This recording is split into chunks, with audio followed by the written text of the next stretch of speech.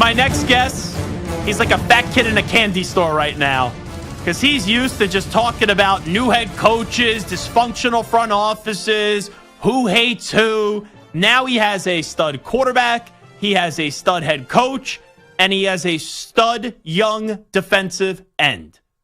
The guy that has all those things is Sean Pendergast, the host of Payne and Pendergast on Sports Radio 610 in Houston, and also he is a part of the Houston Texans radio network. Sean, a lot different this conversation will be than in previous years. You know what, Zach? It's great to talk to you. It's great to see you. And yeah, every show that I go on over the last year, I feel like it's whoever the host is says the same thing. I'm like, man, it was much more adverse circumstances when we used to bring you on. And keep in mind, for a team that won 11 games in 3 years, I did a lot of national radio hits, way more radio hits than your average 11 win over 3-year team should have ever been doing. And a lot of it, as I heard you mention coming out of the last hour, Jack Easterby had a lot to do with that. What a creep he was.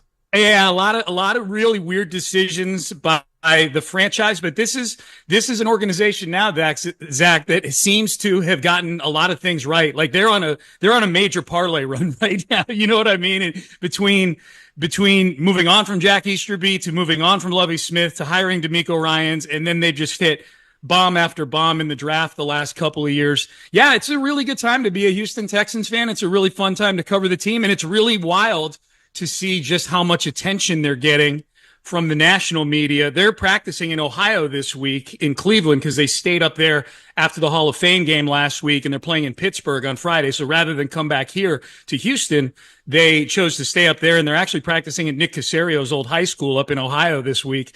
And everybody's up there. The NFL Network is up there. ESPN is up there.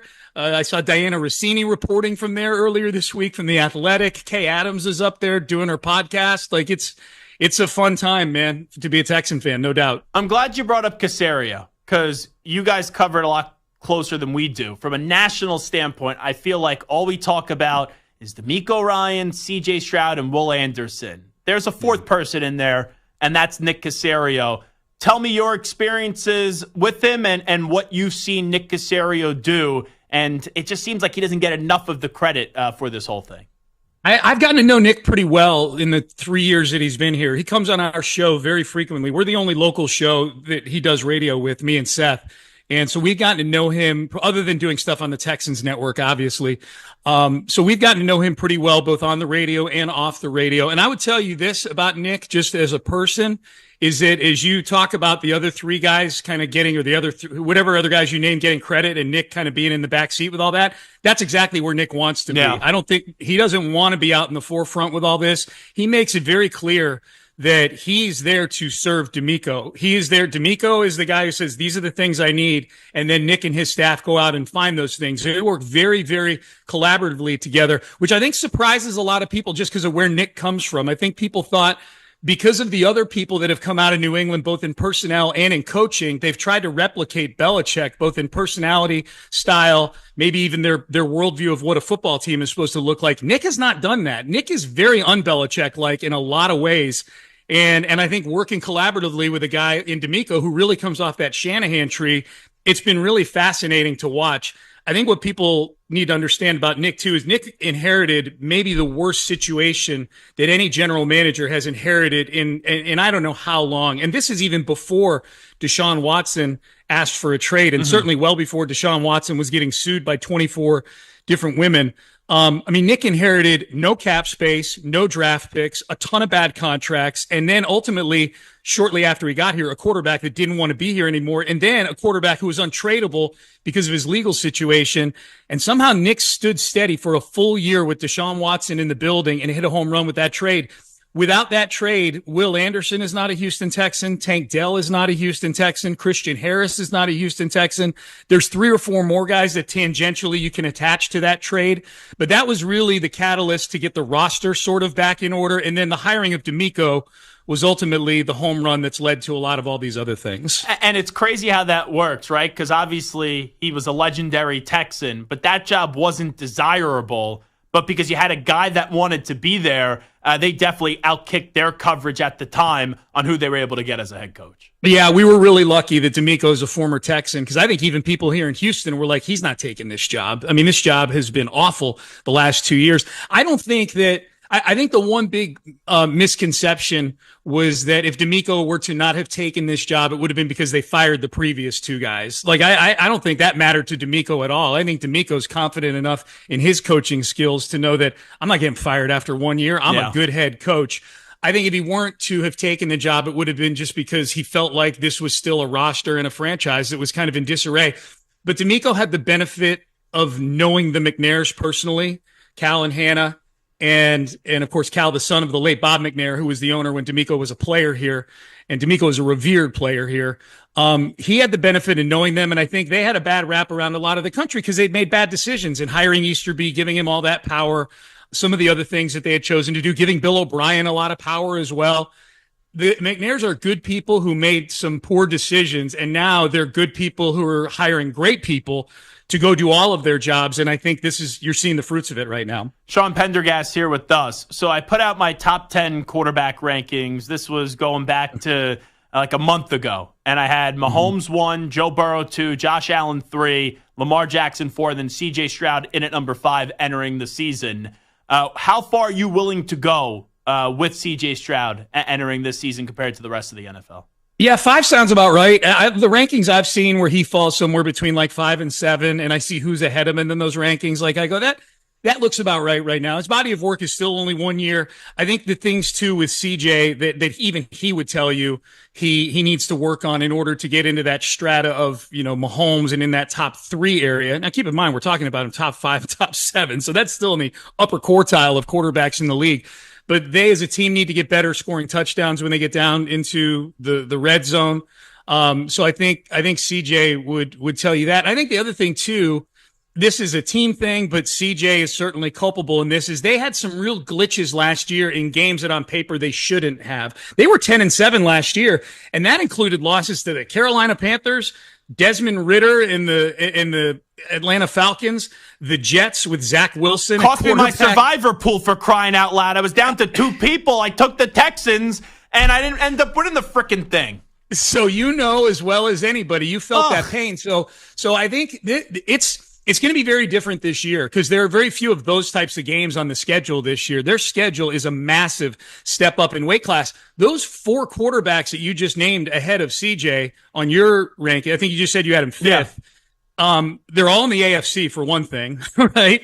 3 of them are on the Texans schedule. The only one that's not is Joe Burrow, who CJ actually beat head to head last year in Cincinnati in week 10.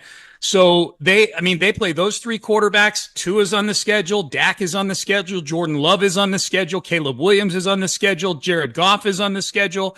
And we haven't even named any of the guys in the division who CJ is all better than, but they've all had their moments in perception wise among fans. Trevor Lawrence has had, we don't know what he is. And then you got the 2 young guys, Anthony Richardson and Will Levis in the division. So it's a super fun schedule as long as you have a team that's equipped to handle it. And I think the Texans have assembled a team that's equipped to handle it. And I love what they did as Sean Pendergast is here with us. Some teams would just rest off what they did a year ago. You got a bunch of young players. We're not going to be aggressive. We'll just be a little bit complacent and be happy with what resulted a year ago. And they made a big move to go get Stefon Diggs. And I think the biggest move they made this offseason was actually Danielle Hunter. Am I crazy for saying Danielle Hunter's a better move than Stefon Diggs? I think Danielle Hunter was certainly that happened during free agency, like that mid-March period. Stefon didn't come till a few weeks later. So I thought it was interesting, Zach, in the offseason. People already knew the Texans were going to be a team that was going to have to be reckoned with even before free agency, just because, wow, they got this young quarterback and they've really built a nice core. D'Amico is the real deal as a coach, I think, all those things. Hunter was the one, that was the signing that really elevated them at that time. And then Diggs was like this finishing move off the top rope that came in to really put them in that strata. But yeah, and I think with Danielle Hunter, one, he's from here. So that was really cool. That probably helped in getting him signed, although they paid him well. They gave him $50 million guaranteed over 2 years. So, but I think where Danielle Hunter has really helped too is it's not just the 16.5 sacks that you're getting from Danielle Hunter or whatever it ends up being this year. By the way, he loves playing in D'Amico's defense more than his Minnesota defense because now D'Amico's just like, go get the quarterback. Whereas in Minnesota, he was doing a lot of read and react stuff, still winds up with double-digit sacks every year. But the exponential effect that Danielle Hunter is having on Will Anderson, who is maybe the most coachable receptive player to knowledge that I've covered. If it's not him, it's CJ Stroud. It's these two guys that I've covered since I got here, at least doing radio here in 2007. Will Anderson's amazing, and Danielle Hunter has been a huge influence on him and helping him get his game. So it's interesting, Zach, with a lot of these moves they've made. Caserio had tried the first 2 years where the roster was terrible to at least bring in guys with leadership qualities as free agents. They were all journeymen and the team was never going to be good, but at least the young guys were around guys who were pros. Now he's getting those same guys, except instead of, Rasheem Green, it's Danielle Hunter. Instead of Chris Conley, it's Stefon Diggs. Instead of Rex Burkhead, it's Joe Mixon. These are actual Pro Bowl level players who have those same leadership qualities, and they found young players who are all in love with the game of football and super receptive to this type of leadership. And you're so right on Stroud and Anderson. I've had the pleasure of talking to both within the last year. For what we do, it isn't great, but if I was running an organization, I want my star players to sound boring when they're talking to the media. I want them to sound mature. I thought I was talking to guys that were like 35 and had, 10, 11, 12 years of experience in the NFL, so it is definitely impressive. Let me ask you about Diggs, though. So his last touchdown a year ago in the regular season was up against the Eagles on Thanksgiving weekend. His last 100-yard game went back to the middle of October. He still put up 1,000 yards a year ago. How much of the decline do you think we'll continue to see? Or was it just, hey, he hated being in Buffalo last year, him and Josh Allen had issues, and now you're going to expect him to be the Stefon Diggs of what we've seen prior to last year? Yeah, I mean, Seth and I have spent a ton of time breaking this down on our show and off the air too, just going back and rewatching Diggs those last, 7 or 8 games, because the first half of the season he was leading the league in a lot of categories. Yeah, and then they changed offensive coordinators. They made Joe Brady, I should say, the offensive coordinator in Buffalo, and that's really where things started changing to the good for the Bills as a team, but to the bad for Stefon Diggs statistically. He started being used as a decoy. There were times where he was open, but Josh Allen was looking somewhere else. I say all that to say he's been the Texans' best offensive player in this training camp. Wow. Hands down. And that doesn't even begin to talk about the amount of time he spends talking to the young receivers, talking to guys on the defensive side of the ball. It's been really fascinating to watch because all the things that you hear about Stefon Diggs towards the end in Buffalo run completely contrary to what we've seen here in Houston. Now it's early. They haven't even played a regular season game yet, and there are way more mouths to feed in this offense than there were in the Buffalo offense last year with Mixon and Tank, Dell, and Nico Collins, who just got a big contract. Dalton Schultz is the tight end. He just got a big contract. So there's a lot more mouths to feed. I think they've got a quarterback who's better equipped to maybe handle the mercurial personalities of Diggs and other guys in CJ than maybe Josh Allen is. CJ is mature beyond his years, as you just alluded to. But Diggs has been amazing. If Stefon Diggs has taken a step back as a player, then the Texans have major problems defensively coming up this season. And I don't think they have major problems defensively coming up this season. So he's been really, really good in camp so far. So we'll see what happens. As far as like fantasy and stuff like that go, I'm staying away from all of them. I have week to week, I'm going to have no idea who's getting the 3 catches for 28 yards and who's getting 10 catches for 196 yards. It can be any of the 3 of those guys. Wrap it up with Sean Pendergast. So a year ago, if we were talking to you this time last year, we were talking about the AFC South. Everyone say, look at the Jaguars. They had this great season, came out of nowhere, got the quarterback, and got the right coach, and boom, they were the second round of the playoffs. Jaguars didn't end up making the playoffs last year at 9-8. Is there at all any fear that the Texans take a step back this year? I don't think there's big fear. I think it's certainly a possibility. Like I just said, I mean, I'm very surface level laid out what their schedule is, but it's not only the opponents they play. The league has handed them a lot of really difficult, there are a lot of really difficult holes on this golf course that the league has laid out. And it's a good division now. Yeah, even Tennessee, for being the worst team in the division, isn't like some pushover. Well, and they're not acting like one either. I mean, they're making trades for L'Jarius Sneed and they're signing Calvin Ridley. Like, they're acting like a team that expects to do what the Texans expect to do this year. You have it's a great point, Zach. You have 4 teams in this division that are all acting like contenders. And you can't say that about a lot. There are certainly at least one team in most of the other divisions that are not acting that way. So that's a great point. And I think there'll be real tests. You know, the Texans schedule, the first 8 games are very manageable. I'll be disappointed if they're less than 6-2 through the first 8 games.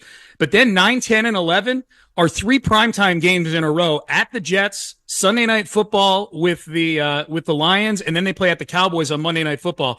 That'll be kind of the swing in the season right there. Those 3 games in the middle of the season, I think, is when we really find out what kind of team the Texans have. And then they're one of the 4 teams that plays 3 games in 10 days at Christmas time. You know, they're one of those teams that plays Saturday, Wednesday at Christmas time. They play the Chiefs and the Ravens over those 2 games. So there's plenty of potential pitfalls for this team. I think they're an 11-6 football team, assuming health for the right people that need to be healthy for this football team. Because I just put so much trust in DeMeco Ryans. I just think the guy is, I think the world of the guy as a person and a head coach. I think he's fantastic. You won the smack off, right? Several times? 5 times. 5 times. Yep. What's more likely, the Texans win the Super Bowl this year, or whenever Rome does the smack off here on the Infinity Sports Network, that you win the smack off this year? Texans. No, I think Texans for sure. I'm back in the smack off now. I've been back in since 2018, and I still finish fairly high every year. But the sense I get is that I'm kind of like what Ric Flair was at the end of his wrestling career. I'm just there to put the young guys over. You know what I mean? They get the rub from beating up on me in the smack off, and I'm totally cool with it. You just get the appearance fee, right? You get the signed Hall of Famer on your name. Oh yeah, big appearance fee for the smack off. Yeah, the adulation. I'm here for the adulation, Zach. You know? Yeah, maybe you'll get some of that X money this year. That's all I'm gonna say. Yeah, it's true. Sean, appreciate it. Thanks so much.